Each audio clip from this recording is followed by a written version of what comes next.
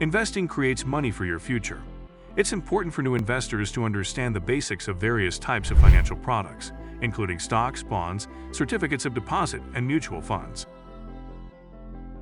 If you don't know about stocks, bonds, certificates of deposit, and mutual funds, and you don't know how they work and how you can invest in these, so definitely check out my other videos, in which I have explained what are stocks, bonds, and mutual funds, and how you can invest in these.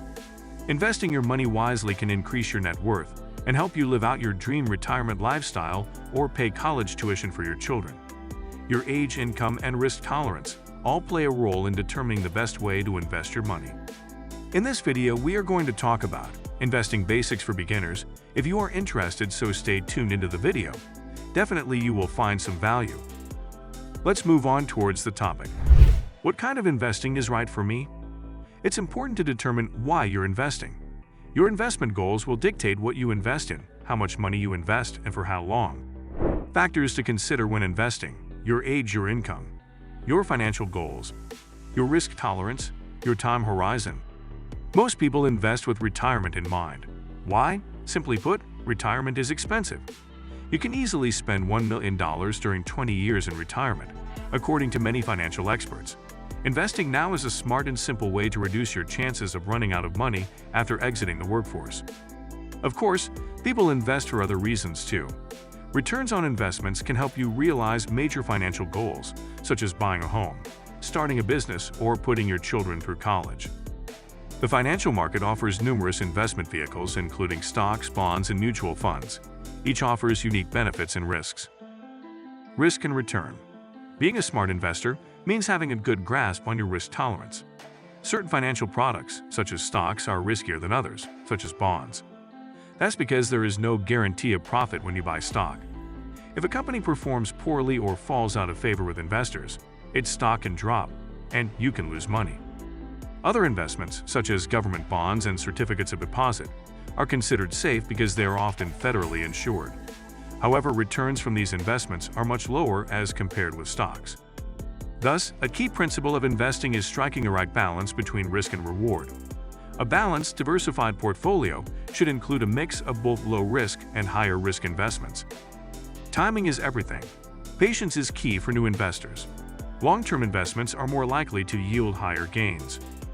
That's because your investments need time to grow. They also need time to adjust for the ups and downs of the market. On any day, stocks can plunge. Sometimes the economy takes a downturn for months or years. If you sell stocks when the market dips, you stand to lose a substantial part of your investment. Over time, investors who adopt a set-it-and-forget-it mindset are more likely to come out ahead of those who give in to the fear caused by market fluctuation. Are you still watching my video? So definitely you will like my other videos as well. If you are interested in stock market or investing, and you don't subscribe to my channel yet, so subscribe right now because I upload these types of videos regularly. Now move on towards the topic. Investing early gives you an advantage. Compounding is another reason to leave your investments alone. Compounding interest occurs when you start earning money on the money your investments have already earned. It's essentially a snowball effect. Investing earlier in life gives you a compounding advantage. You are increasing your earnings just by staying invested in the market longer. Financial expert Suze Orman, among others, strongly supports the idea of investing sooner rather than later. I would much rather see you invest a specific amount of money when you are young, a lesser amount of money, than waiting and have to invest 5 or 6 times when you are older, Orman told CNBC in 2019. Time is a safeguard against risk. The younger you are, the more time you have to recoup losses. Taking financial risks when you're young can pay off big, and if it doesn't, you still have years to rebuild the money you lost. As you approach retirement, however, you should take fewer risks because it could jeopardize your nest egg. Consider the financial principle known as the 120 rule. The concept is simple. Subtract your age from 120. The resulting number is the percentage of your money you should place in stocks. The rest goes into bonds. For example, a 30-year-old would invest 90% in stocks and 10% in bonds. A 50-year-old, on the other hand, should have 70% in stocks and 30% in bonds. It's important to note that these investments do not include your emergency savings account. Financial planners suggest allocating 3 to 12 months of take-home pay to savings for emergencies, such as job loss. The 120 rule for investing. Subtract your age from 120. The resulting number is the percentage of your money you should place in stocks. The rest goes into bonds. It's ideal to invest when you're young, but really, it's never too late. Even if you're in your 40s or 50s, you still have options, including maxing out your yearly 401k plan or buying an annuity. After gaining so much information, I know, now you have some questions in your mind like, how much money do I need to start investing? What if I have lots of cash but no investment experience? So don't worry, I'm here to answer these questions as well. So stay tuned into the video, and if you like my effort, so don't forget to subscribe my channel. Now move on towards the topic. How much money do I need to start investing? Many, but not all, financial products have minimum deposit requirements. You may need less money than you realize to start investing. While contributing to an employer-sponsored 401k plan is a great way to start investing, other options exist if you're a beginner or tight on cash. Robo-advisors such as Betterment and Ellevest offer $0 account minimums. Likewise, investment apps such as Acorns require $5 or less to begin investing. The earlier you're able to start investing, the better, even if you start small. But before you commit large sums of money to investments, it's important to improve your financial literacy. This includes learning to budget to substantially reduce or eliminate credit card debt and save for emergencies. What if I have lots of cash but no investment experience? Just because you're new to investing doesn't mean you're tight on money. Maybe you're the lucky recipient of an unexpected inheritance, or your small startup finally made it big. Maybe you hit a casino jackpot or just won the lottery. Investing is as crucial for maintaining wealth as it is for growing wealth.